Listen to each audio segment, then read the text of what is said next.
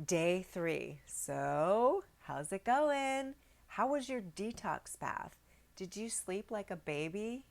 Epsom salt has lots of magnesium in it, so it really helps to positively impact our sleeping cycles. Yesterday brought us a wealth of information in the sugar and gluten cleanse. Do you think you might have a gluten or a sugar addiction? And which of the recipes have you tried? And which do you really like? I really want to know the answers to these questions.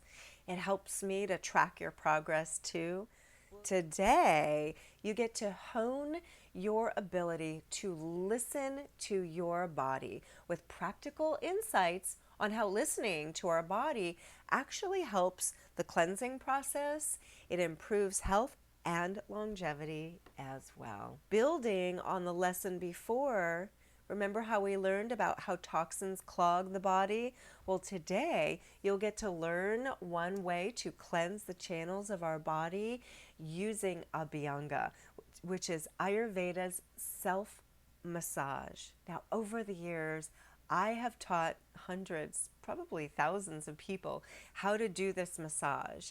And it's one of the healthiest ways to increase our natural dopamine or feel good levels.